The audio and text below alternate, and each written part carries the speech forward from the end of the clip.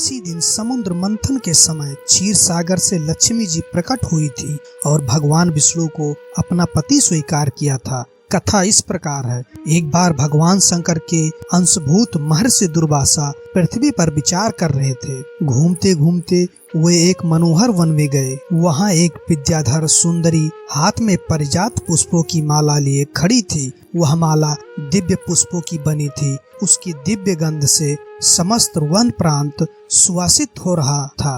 दुर्वासा ने विद्याधारी से वह मनोहर माला मांगी। विद्याधारी ने उन्हें आदर पूर्वक प्रणाम करके वह माला दे दी। माला लेकर उन्मत्त वेशधारी मुनि ने अपने मस्तक पर डाल ली और पुनः पृथ्वी पर भ्रमण करने लगे। इस समय मुनि को देवराज इंद्र दिखाई दिए, जो मतवाले ऐरावत पर चढ़कर आ रहे थे। उनके साथ बहुत से देवता भी थे। मुनि ने अपने मस्तक पर पड़ी माला उतार कर हाथी ने ले ली। उसके ऊपर भौरे गुंजार कर रहे थे। जब देवराज समीप आए तो दुर्वासा ने पागलों की तरह वह माला उनके ऊपर फेंक दी।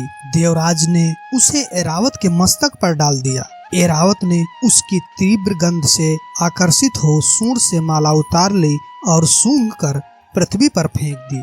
यह देख दुर्वासा क्रोध से जल उठे और देवराज इंद्र से इस प्रकार बोले, अरे ओ इंद्र, ऐश्वर्य के घमंड से तेरा हृदय दूषित हो गया है। तुझ पर जड़ता छा रही है, तभी तो मेरी दी हुई माला का तूने आदर नहीं किया। वह माला नहीं, श्री लक्ष्मी जी का धाम थी।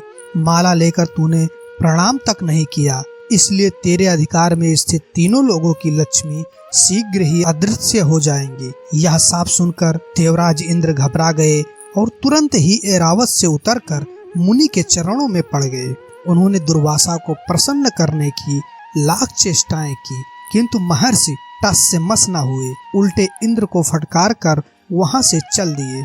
इंद्र भी ऐरावत पर सवार हो अमरावती को लौट गए। तब से तीनों लोकों की लक्ष्मी नष्ट हो गई। इस प्रकार त्रिलोकी के त्रिहीन एवं सत्वरहित हो जाने पर दानवों ने देवताओं पर चढ़ाई कर दी। देवताओं में अब उत्साह कहाँ रहा था, सबने हार मान ली थी। फिर सभी देवता ब्रह्मा जी की शरण में गए। ब्रह्मा जी ने उन्हें भगवान विष्णु के शरण में जाने की सलाह दी तथा सबके साथ वह स्वयं भी क्षीर सागर के उत्तर तट पर गए। वहां पहुंचकर ब्रह्मा आदि देवताओं ने बड़ी भक्ति से भगवान विष्णु का स्तवन किया।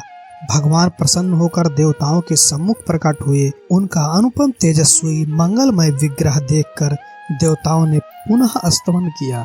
तत्पश्चात भगवान ने उन्हें क्षीर सागर को मथने की सलाह दी और कहा, इसमें अमृत प्रकट होगा, उसके पान करने से तुम सब लोग अजर अमर हो जाओगे। किंतु यह कार्य है बहुत दुष्कर, अतः तुम्हें दैत्यों को भी अपना साथी बना लेना चाहिए। मैं तो तुम्हारी सहायता करूंगा ही। भगवान की आज्ञा पाकर देवगण दैत्यों से संधि करके अमृत प्राप्त के लिए प्रयास करने लगे। वे भली भांति की औषधियां लाए और उन्हें क्षीर सागर में छोड़ दिया। फिर मंद्राचल पर्वत को मथानी और वासुकी नागराज को नेति बनाकर बड़े वेग से समुद्र मंथन का कार्य आरंभ किया। भगवान ने वासुकी की पूंछ की ओर देवताओं को, मुख की और दैत्यों को लगाया। मंथन करते समय वासुकी की निश्वासाग्नि से झुलसकर सभी दैत्य निस्तेज हो गए और उसी निश्वास वायु से विक्षुब्ध होकर वासुकी की पूंछ की ओर बरसते थे, जिससे देवताओं की शक्ति बढ़ती गई। भक्त वत्सल भगवान विष्णु स्वयं कच्छप रूप धारण कर क्षीर सागर में घूमते हुए मंद्राचल के आधार बने हुए थे। वे ही एक रूप से देवताओं में और एक रूप से दैत्यों में मिलकर नागराज को खींचने में भी सहायता देते थे तथा एक अन्य विशाल रूप से जो देवताओं और दैत्यों को दिखाई नहीं देता था, उन्होंने मंद्राचल को ऊपर से दबा रखा था। इसके साथ ही वे नागराज वासुकी में भी बल का संचार करते थे और देवताओं की भी शक्ति बढ़ा रहे थे। इस प्रकार मंथन करके क्षीर सागर से क्रमशः कामधेनु, वरुण देवी, कल्प वृक्ष और अप्सराएं प्रकट हुई। इसके बाद चंद्रमा निकले, जिन्हें महादेव जी ने मस्तक पर धारण किया। फिर विष प्रकट हुआ, जिसे नागों ने चाट लिया तदंतर अमृत का कलश हाथ में लिए धन्वंतरी का प्रादुर्भाव हुआ। इससे देवताओं और दानवों को भी बड़ी प्रसन्नता हुई। सबके अंत में क्षीर सागर समुद्र से भगवती लक्ष्मी देवी प्रकट हुई।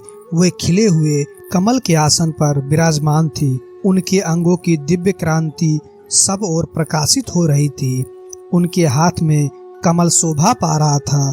उनका दर्शन कर देवता और महर्षिगण प्रसन्न हो गए। उन्होंने वैदिक सूतक श्री सूक्त का पाठ करके लक्ष्मी देवी का स्तवन करके दिव्य वस्त्राभूषण अर्पित किए। वे उन दिव्य वस्त्राभूषणों से विभूषित होकर सबके देखते देखते अपने सनातन स्वामी श्री विष्णु भगवान के वक्ष स्थल में चली गई। भगवान को लक्ष्मी जी के साथ देखकर देवता प्रसन्न हो गए।